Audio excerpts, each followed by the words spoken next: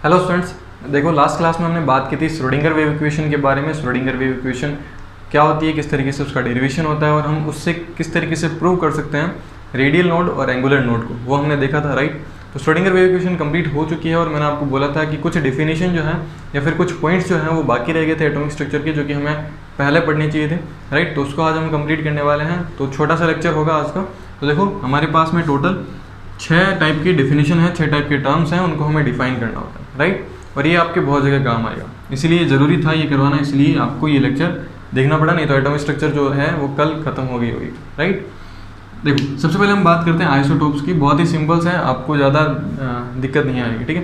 देखो आइसोटोप्स क्या होते हैं। आइसोटोप्स वो स्पीशीज होती हैं, आइसोटोप्स क्या होती है, वो स्पीशीज होती है जिनका एटॉमिक वेट जो होता है, एटॉमिक वेट वो क्या होता है, डिफरेंट होता है। सॉरी, एटॉमिक नंबर जो होता है वो क्या होता है, डिफरेंट होता है।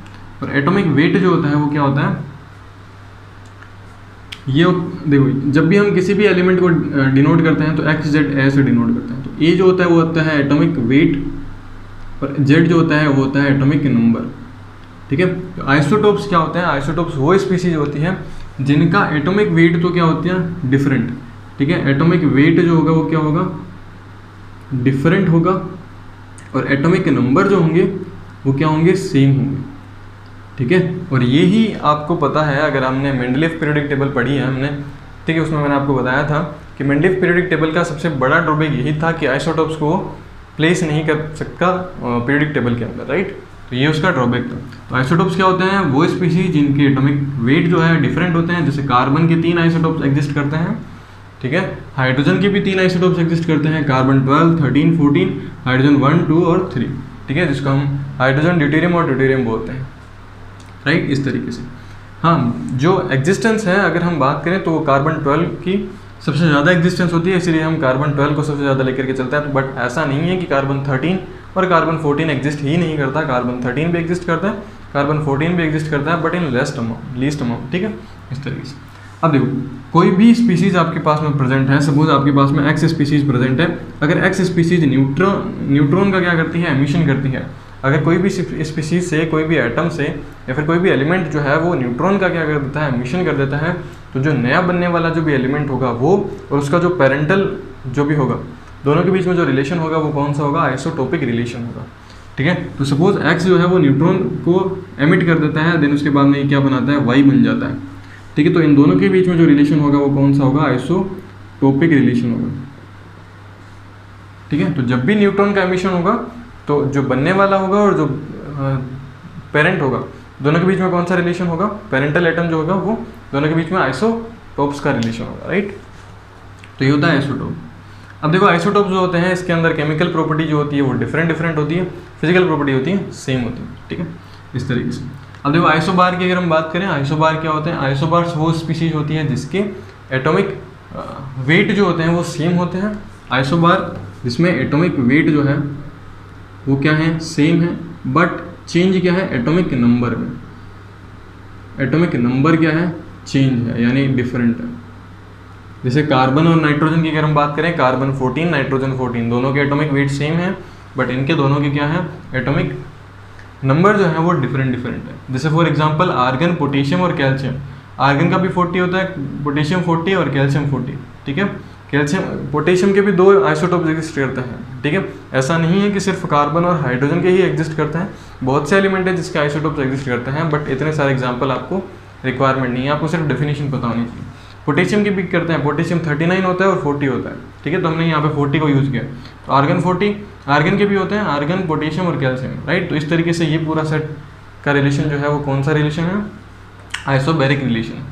आइसोबार्स रिलेशन कब आता है, जब कोई भी एलिमेंट जो है या फिर कोई भी जो एटम है, एटम को हम कंसिडर करते हैं, अगर कोई एटम बीटा पार्टिकल्स को क्या करता है, एमिट करता है, तो उसके बीच में रिलेशन जो आता है वो आइसोबैरिक रिलेशन आता है। बीटा पार्टिकल जो होते हैं वो कितने टाइप के होते हैं, 2 टाइप के होते हैं, एक होता है बीटा पॉजिटिव और एक होता है बीटा नेगेटिव। अगर कोई भी एटम या कोई भी एलिमेंट मान लेते हैं, कोई भी एलिमेंट जो है वो या फिर कोई भी एटम जो है वो अगर बीटा पॉजिटिव का पार्टिकल को एमिट करता है, तो उसका जो एटॉमिक नंबर होगा उसमें से हम क्या कर देंगे, -1 कर देंगे। सपोज यहाँ पर 20 है, तो इसने बीटा पॉजिटिव को क्या करा, एमिट करा, तो यहाँ पे क्या आ जाएगा, 19 आ जाएगा, ठीक है। जैसे वो सपोज अगर वो बीटा नेगेटिव करता है तो उसमें हम +1 कर देंगे, तो प्लस के अंदर हम माइनस करेंगे, माइनस के अंदर हम प्लस करेंगे, ठीक है।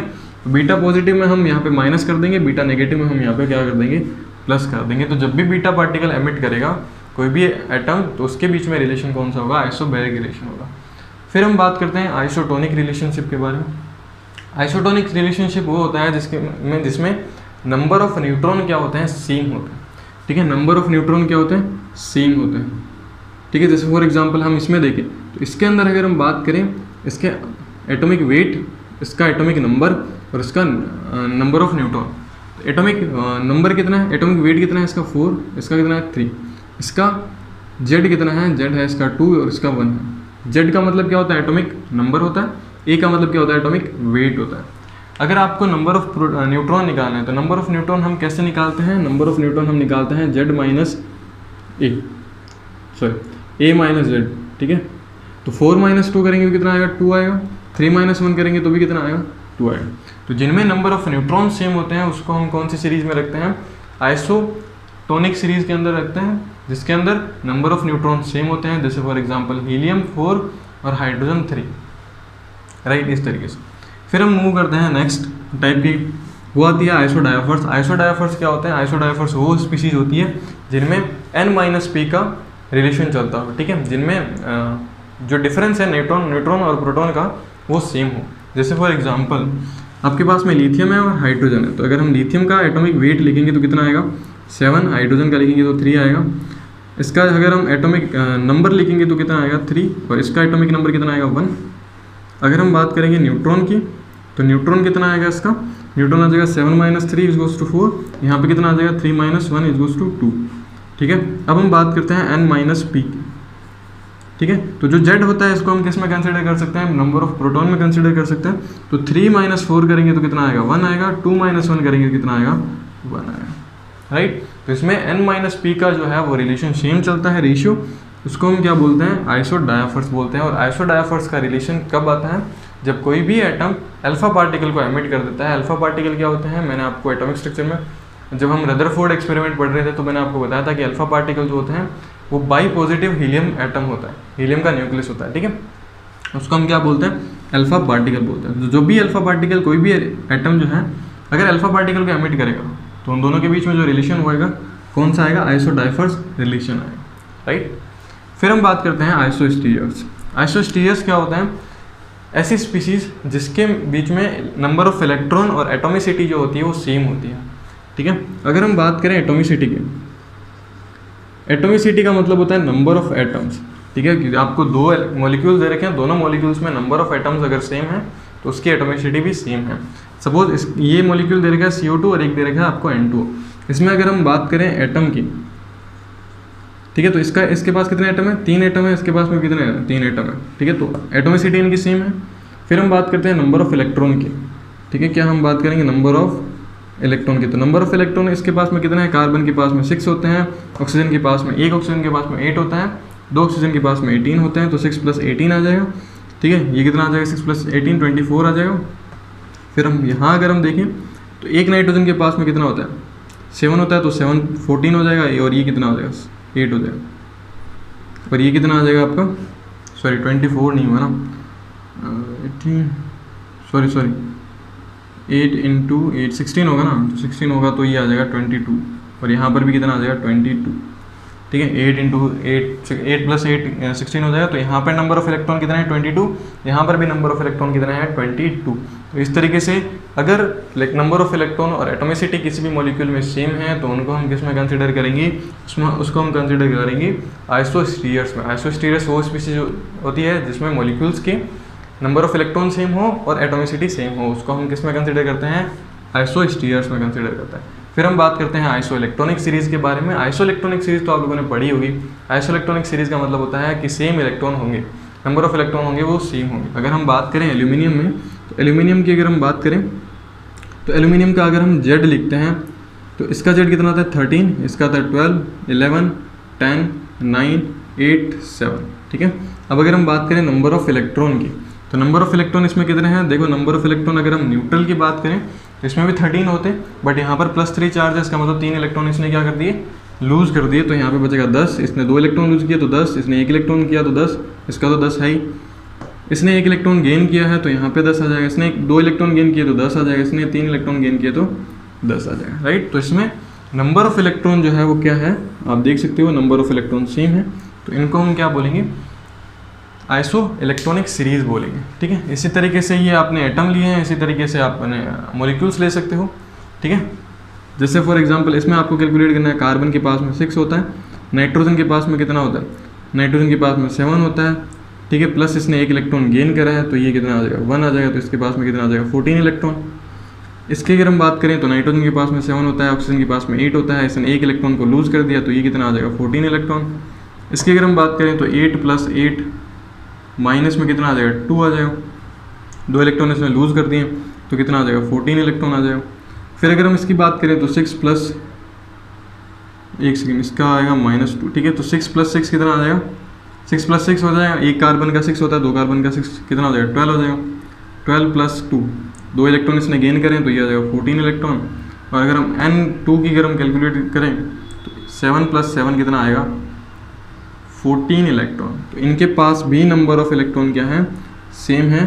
तो नंबर ऑफ इलेक्ट्रॉन अगर सेम है तो उनको हम किस सीरीज़ में रखेंगे, आइसो इलेक्ट्रॉनिक सीरीज़ में रखेंगे। ध्यान रखना इन दोनों में डिफरेंस है, इसमें number of electron plus atomicity को कंसीडर करते हैं, और आइसो इलेक्ट्रॉनिक सीरीज में सिर्फ और सिर्फ हम किसको कंसीडर करते हैं, नंबर ऑफ इलेक्ट्रॉन को कंसीडर करते हैं। हम यहाँ पर एटोमिसिटी की बात नहीं करेंगे, लेकिन जब हम आइसोस्टीरियर्स की बात करेंगे तब हम यहाँ पर नंबर ऑफ इलेक्ट्रॉन की भी बात करेंगे और एटोमिसिटी की भी बात करेंगे, राइट। तो इस तरीके से जो पूरे के पूरे ये 6 डेफिनेशंस हैं, ये जिसके बारे में हम ये बता दी हमें, ठीक है। आपको पूरा का पूरा आपको याद रखना है, आइसोटोप्स क्या होते हैं, आइसोबार्स क्या होते हैं, आइसोटोनिक क्या होती है, आइसोडायाफर्स क्या होते हैं, आइसोस्टीयर्स क्या होते हैं और आइसो इलेक्ट्रॉनिक क्या होते हैं। आप उसको नोट करो, बहुत जगह काम आएगा, ठीक है। और कई बार आपको रिलेशन भी पूछा जाएगा कि अगर कोई एक एलिमेंट अल्फा पार्टिकल को एमिट करता है, जैसे सपोज आपको दे रखा है कि एक्स पार्टिकल है, वो अल्फा पार्टिकल को क्या करता है, एमिट करता है, एक्स एटम है और वाई बनाता है, ठीक है। तो दोनों के बीच में क्या रिलेशन होगा, दोनों के बीच में हमें पता है कि कौन सा रिलेशन होगा, डायाफर्स का होगा, आइसोडायाफर्स होंगे ये दोनों। अगर ये बीटा का क्या कर देता है, बीटा एमिट करता है, ठीक है, बीटा पार्टिकल को एमिट करता है और एक नया प्रोडक्ट बनाता है जेड, ठीक है। तो इन दोनों के बीच में कौन सा रिलेशन होगा, बिल्कुल क्या होगा, आइसोबेरिक रिलेशनशिप होगा। अगर ये फिर से क्या कर देता है, बीटा पार्टिकल को एमिट करता है और ये बनाता है सपोज वी बनाता है, ठीक है। तो जेड और वी के बीच में क्या रिलेशन होगा, जेड और वी के बीच में कौन सा रिलेशन होगा, वापस से आइसोबेरिक रिलेशन होगा। फिर अगर हम बात करें इसकी एक्स और वी की, ध्यान रखना जब हम एक्स और वी के रिलेशन की बात करेंगे तो अगर दो बीटा और 1 अल्फा का एमिशन होता है तो इन दोनों के बीच में जो रिलेशन आएगा वो कौन सा रिलेशन आएगा, आइसोटोप्स रिलेशनशिप आएगा। तो इन दोनों के बीच का अगर हम रिलेशन देखें तो वो आएगा आइसोटोप्स। तो अगर एक अल्फा पार्टिकल 2 बीटा पार्टिकल का एमिशन होता है तो जो फर्स्ट वाला आइटम होता है और जो लास्ट वाला आइटम होता है दोनों के बीच में रिलेशन होता है, आइसोटोप्स का रिलेशन होता है, राइट। तो इस तरीके से आपसे क्वेश्चंस पूछे जा सकते हैं, फिजिक्स में भी काम आएगा आपके, और एटॉमिक स्ट्रक्चर केमिस्ट्री में तो काम आएगा ही आएगा, राइट। तो अब केमिस्ट्री जो एटॉमिक स्ट्रक्चर है वो कंप्लीट हो चुकी है।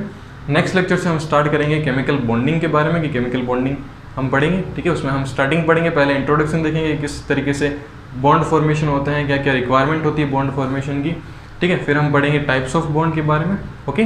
मिलता है नेक्स्ट क्लास के अंदर, जिसमें हम बात करेंगे केमिकल बॉन्डिंग के अंदर। एटॉमिक स्ट्रक्चर यहाँ पे कंप्लीट हो चुकी है। आपको कोई भी डाउट लगता है एटॉमिक स्ट्रक्चर से रिलेटेड तो आप नीचे कमेंट बॉक्स में कमेंट कर सकते हो, ओके। मिलता है नेक्स्ट क्लास के अंदर, तब तक के लिए गुड बाय।